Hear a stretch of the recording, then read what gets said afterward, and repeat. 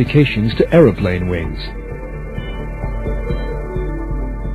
They believe this will reduce aeroplane noise.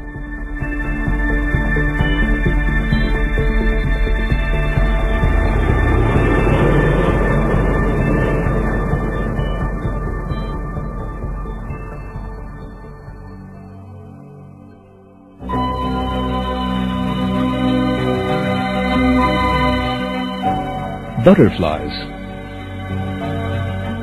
Each one is a work of art with their brightly colored wings.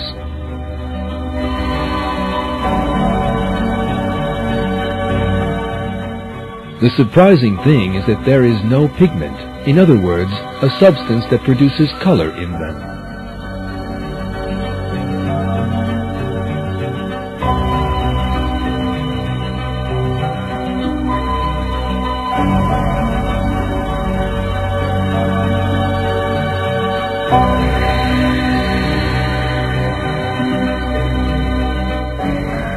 This vivid blue, for example, is one of the most striking colors in the animal kingdom. Yet, there is no blue pigment in the butterfly's wing. The secret lies in the reflection of light. Butterfly wings are covered with transparent scales which deceive the eye.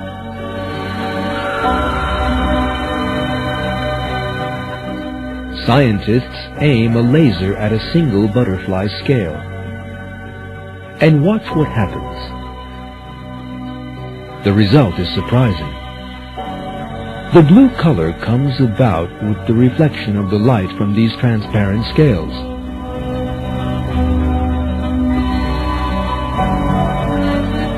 It comes about in the same way as the colors in a soap bubble. There is no pigment in the bubble. Yet wonderful colors emerge when light strikes it. The reason for this is the way the sunlight is reflected from the thin skin of the bubble. Light rays of different wavelengths become mixed up together. Some grow stronger and others disappear. And this wonderful image is the result.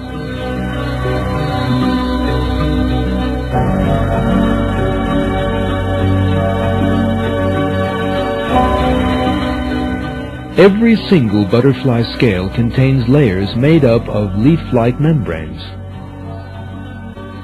These layers function like the surface of a soap bubble. Due to the way the light strikes these layers, all shades apart from blue are eliminated.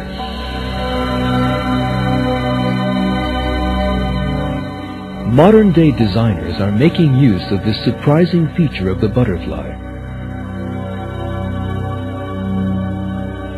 This car, for instance, has been coated with a material which controls the reflection of light. This means that the pigments in it will not fade with time.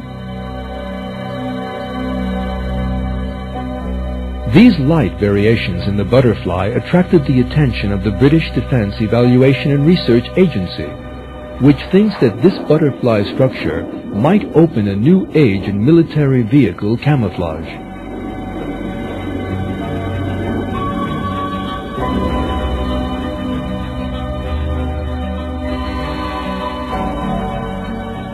These examples once again reveal that, like other living things, butterflies have also been created with the design attributes necessary for their survival.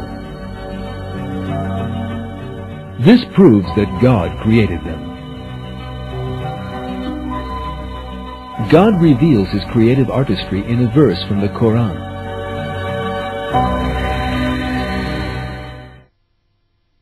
He is God, the Creator, the Maker, the Giver of form. To Him belong the most beautiful names. Everything in the heavens and earth glorifies Him. He is the Almighty, the All-Wise.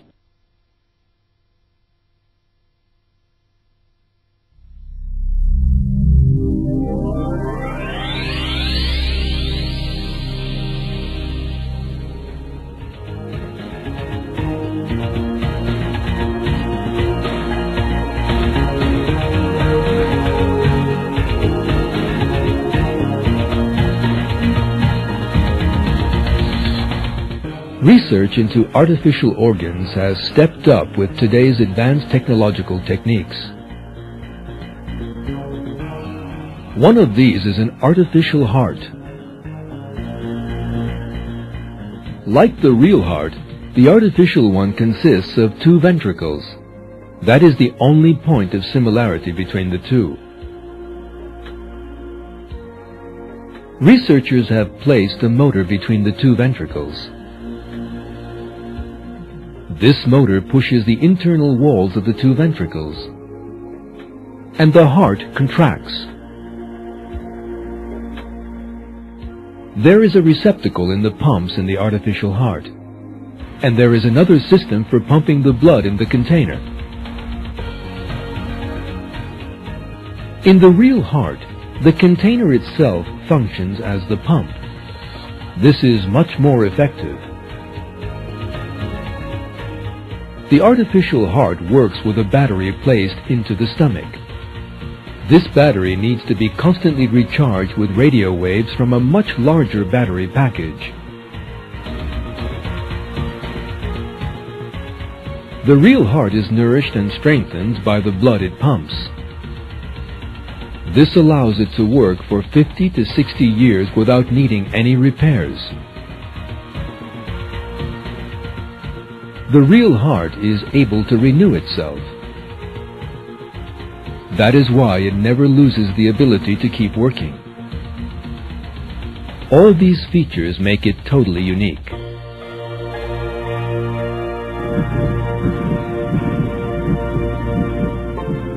Stephen Vogel, a bioengineer from Duke University in America, states that the human heart can never be imitated. It's that the engines we have available, whatever their power output or efficiency, work so differently. Heart muscle is a soft, wet, contractile engine, and that's just unlike anything in our technological armamentarium. So you can't imitate a heart.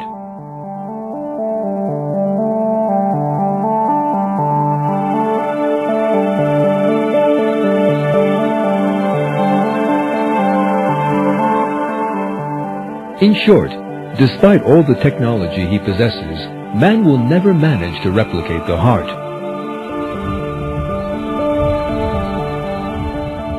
That being the case, is it not evident that those who maintain that this heart and the whole body which contains it should have emerged by chance, Darwinists, in other words, are making a huge mistake?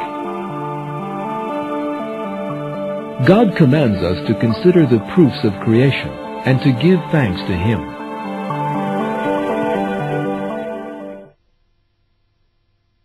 O man, what has deluded you in respect of your noble Lord? He who created you and formed you and proportioned you and assembled you in whatever way He willed.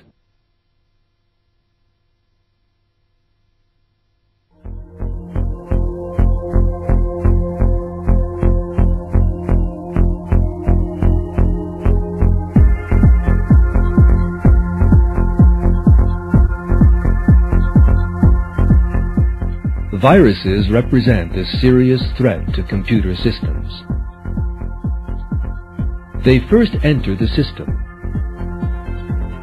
and then multiply by reproducing themselves. They seriously damage the texts and data in the computer. Many companies, therefore, believe it is necessary to develop an immune system for defense against these viruses.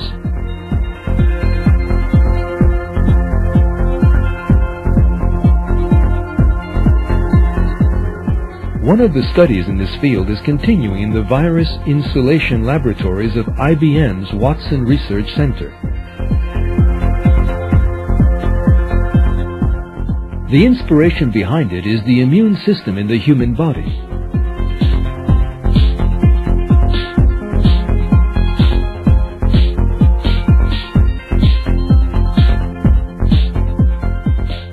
Steve White, one of the company's executives, states, "It's only the existence of an immune system that allows the human race to exist. Only an immune system in cyberspace will allow it to exist.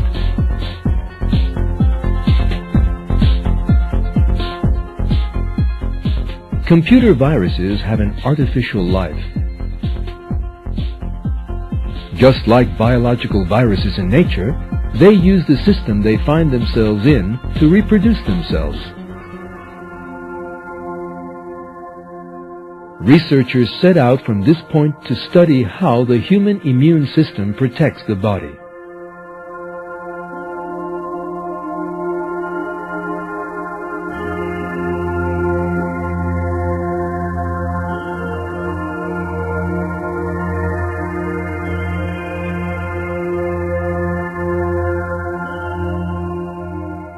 When the body encounters a foreign organism, it immediately begins to create an antibody to recognize and neutralize the invader. In this way, the body suppresses the first infection. In order to be able to respond to similar occurrences more quickly in the future, it keeps some of these antibodies waiting on standby. Computer viruses also bear signs allowing their programmer to be recognized.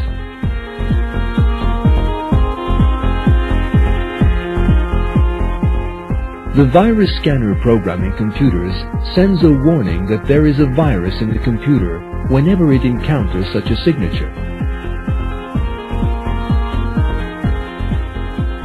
In other words, antivirus programs contain an antibody to recognize the virus signature, if not the whole virus.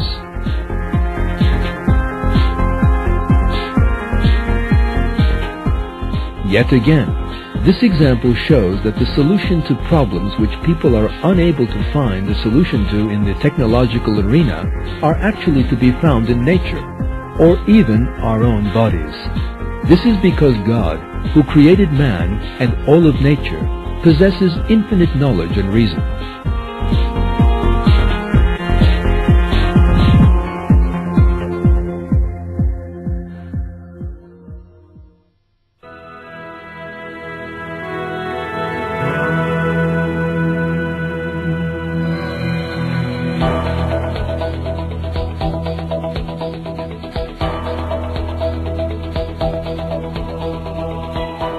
Cameras are produced along the lines of the human eye.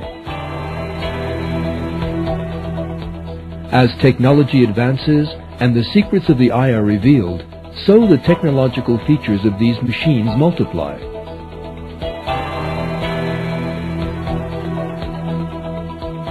Despite this, however, the level of camera technology cannot be compared to the perfect features of the eye.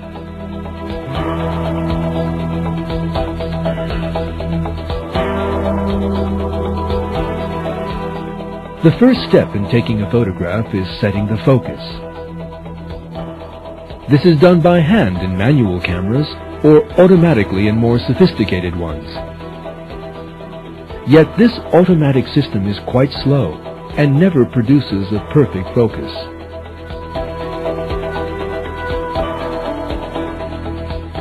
Whereas the human eye is constantly focusing, and in a very short space of time.